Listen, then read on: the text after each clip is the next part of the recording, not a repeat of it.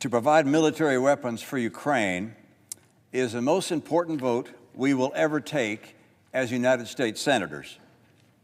We're not being asked to send American troops into war. We are asked to help the Ukrainians defend themselves. If we fail to help Ukraine, Putin will invade a NATO nation. He may delay his next invasion until he rebuilds his decimated military. But we must be clear-eyed. Ukraine is not the end, it is a step. If we fail to help Ukraine, China will eventually absorb Taiwan. If we fail to help Ukraine, we will abandon our word and our commitment, providing to our friends a view that America cannot be trusted. The Chinese Communist Party is already spreading propaganda using our delay as a warning to Taiwan that the United States will not be there to help in the face of China's threat. If we fail to help Ukraine, NATO, the alliance that's prevented great power conflict for over 75 years, will falter and eventually disintegrate. If we fail to help Ukraine, America will cease to be the arsenal of democracy. It will cease to be the leader of the free world. We will be replaced by the authoritarians, China, Russia, Iran, North Korea. If we fail to help the Ukraine, we'll be known not as our fathers and mothers were, the greatest generation, but as the worst generation. Now, for months, I've listened to the arguments for denying help to the Ukrainian people. I've observed that the reasons have evolved over time.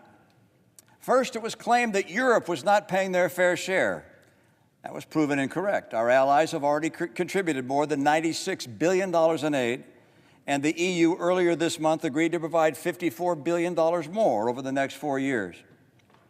Next, it was argued that we should instead focus on the Pacific and Taiwan. But Taiwan and Japan and South Korea tell us that the single best thing we can do to dissuade China's aggression is to support Ukraine. Next, we were told that we couldn't afford $60 billion for Ukraine-related funding. But somehow we can afford an $850 billion annual defense budget and annual trillion-dollar deficits, which has happened under both former President Trump and President Biden. Next, it was claimed that we would have insufficient weapons to defend America and Israel if we send more weapons to Ukraine. But the Department of Defense has explained that helping Ukraine will actually strengthen our national security by helping to rebuild our depleted military-industrial base. The latest excuse for denying aid to Ukraine is that this bill is a clever disguise to set up an impeachment of Donald Trump at some point in the future. Under this so-called logic, Trump has to be elected, Democrats have to win the House, and those Democrats have to be unable to find any other indiscretion of Donald Trump's upon which to base an impeachment. Now, I know that the shock jocks and online instigators have effectively riled up many in the far reaches of my party. But if your position is being cheered by Vladimir Putin, it's time to reconsider your position. Now, I can't see into the future, but there are no guarantees that Ukraine will defeat Russia. But that does not mean that we should stand back and let Putin have his way with Europe. What sending weapons to Ukraine does do is help discourage further Russian and Chinese invasions, which could draw us in. It helps preserve NATO. It allows America to remain the leader of the free world. And it shows that we honor our word to our friends and allies.